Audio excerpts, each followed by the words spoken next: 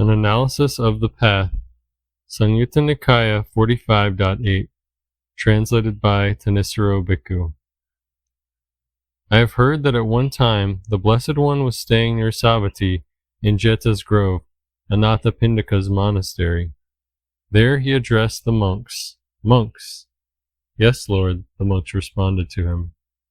The Blessed One said, I will teach and analyze for you the Noble Eightfold Path. Listen and pay close attention. I will speak. As you say, Lord, the monks responded to him. The Blessed One said, Now what, monks, is the Noble Eightfold Path? Right view, right resolve, right speech, right action, right livelihood, right effort, right mindfulness, right concentration. And what, monks, is right view? Knowledge with regard to stress, knowledge with regard to the origination of stress, knowledge with regard to the stopping of stress, knowledge with regard to the way of practice leading to the stopping of stress. This, monks, is called right view. And what, monks, is right resolve?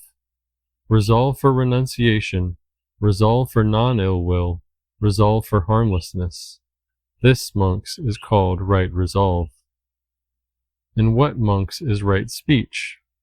Abstaining from lying, abstaining from divisive speech, abstaining from harsh speech, abstaining from idle chatter. This, monks, is called right speech. And what, monks, is right action? Abstaining from taking life, abstaining from stealing, abstaining from sexual intercourse. This, monks, is called right action. And what, monks, is right livelihood? There is the case where a disciple of the Noble Ones, having abandoned dishonest livelihood, keeps his life going with right livelihood. This, monks, is called right livelihood. And what, monks, is right effort? There is the case where a monk generates desire, endeavors, activates persistence, upholds and exerts his intent for the sake of the non-arising of evil, unskillful qualities that have not yet arisen. He generates desire, endeavors, activates persistence, upholds and exerts his intent for the sake of the abandoning of evil, unskillful qualities that have arisen. He generates desire, endeavors, activates persistence, upholds and exerts his intent for the sake of the arising of skillful qualities that have not yet arisen. He generates desire, endeavors, activates persistence, upholds and exerts his intent for the maintenance, non-confusion, increase, plenitude, development, and culmination of skillful qualities that have arisen. This, monks, is called right effort. And what, monks, is right mindfulness? There is the case where a monk remains focused on the body in and of itself, ardent, alert, and mindful, subduing greed and distress with reference to the world. He remains focused on feelings in and of themselves, ardent, alert, and mindful, subduing greed and distress with reference to the world. He remains focused on the mind in and of itself, ardent, alert, and mindful, subduing greed and distress with reference to the world. He remains focused on mental qualities in and of themselves, ardent, alert, and mindful, subduing greed and distress with reference to the world.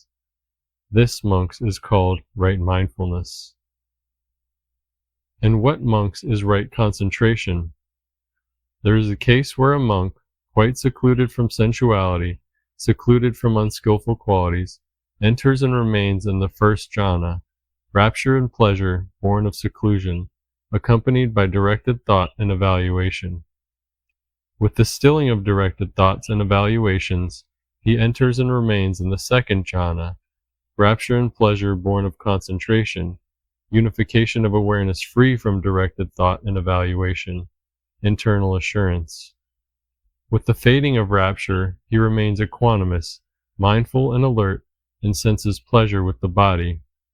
He enters and remains in the third jhana, of which the Noble Ones declare, equanimous and mindful, he has a pleasant abiding.